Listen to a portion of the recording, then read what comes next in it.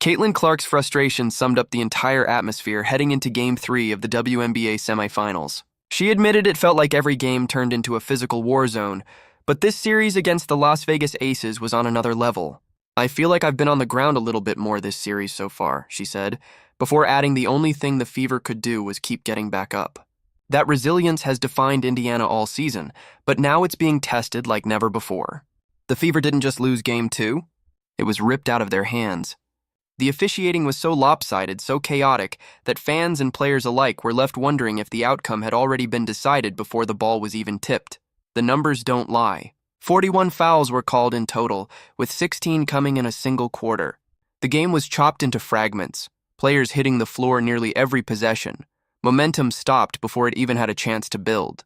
Yet somehow the headlines painted A'ja Wilson as the hero, while Lexie Hull, playing through a painful back injury, became the target of Las Vegas's physicality. Hull was questionable even to suit up, but instead of being celebrated for her courage, she endured shoves, elbows, and cheap screens that officials rarely called.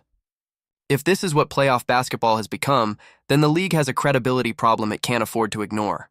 Game 1 showed the world the Fever weren't just underdogs, they were contenders. Indiana walked into Las Vegas, into the fortress of the two-time defending champions, and dismantled them with calm execution and precision. Kelsey Mitchell was electric, dropping 34 points and proving she could carry the team's offense against the league's toughest competition. The Fever moved the ball, played smart, defended with discipline, and kept their fouls in check despite being on the road.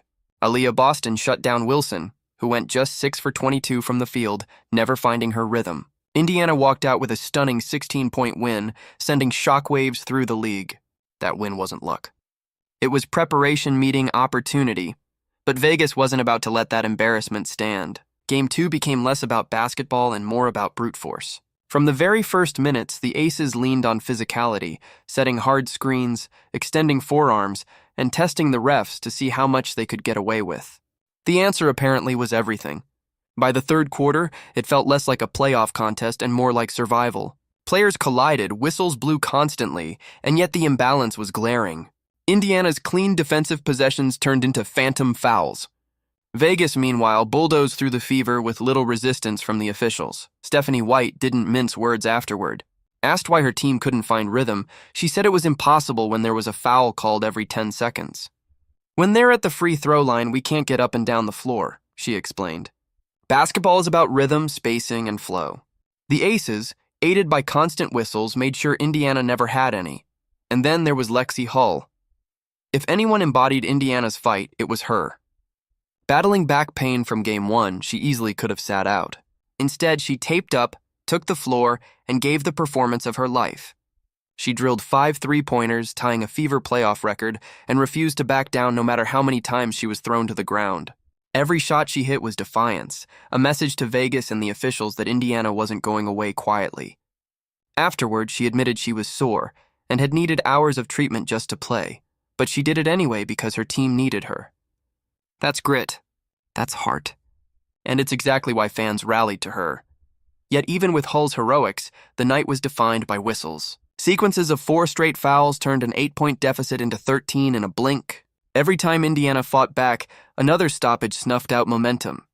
The Aces didn't expose weaknesses in the Fever's game plan.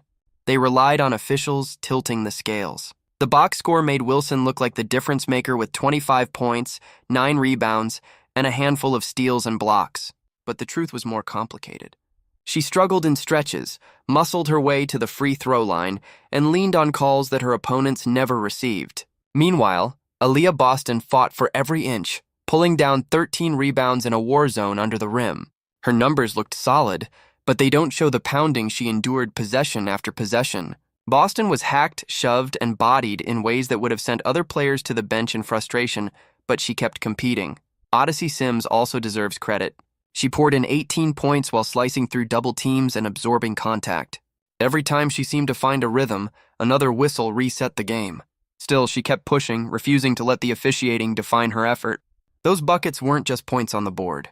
They were small rebellions against a system that seemed intent on denying Indiana a fair chance, but perhaps the most telling detail was how Kelsey Mitchell went from dropping 34 points in Game 1 to just 13 in Game 2. Vegas's strategy was obvious: suffocate her. They threw multiple defenders at her, bumped her on every cut, and face-guarded her like she was the only player on the court. Screens set for her were blown up by collisions that looked more like football than basketball. She didn't suddenly forget how to score. She was denied the freedom of movement entirely. The Aces turned the game into a wrestling match, and the referees let it happen. Even Becky Hammond, the Aces coach, admitted afterward that she wasn't thrilled with how physical the game had become. That confession mattered. It proved what everyone watching already knew. This wasn't just smart strategy. The game had devolved into chaos, shaped by officiating that looked more like protection than fairness. And now the series shifts to Indianapolis.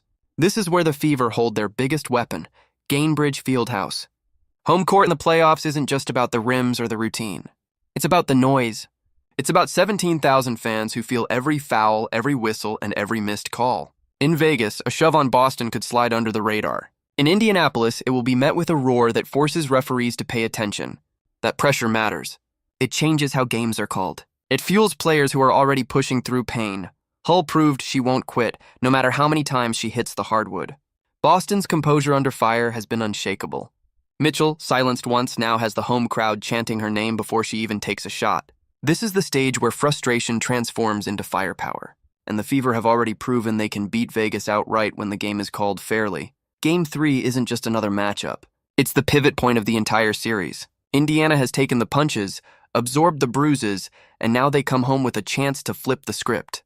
Vegas may have celebrated Game 2, but anyone paying attention knows what it really was, a desperate team leaning on whistles to survive. Now the Fever return to their house, with the crowd as their weapon and revenge as their fuel. If Game 1 was a statement and Game 2 was chaos, then Game 3 will be the reckoning. The Fever aren't coming home to survive. They're coming home to fight, to expose the cracks in Vegas's armor, and to remind the league that heart, grit, and resilience can't be whistled away forever.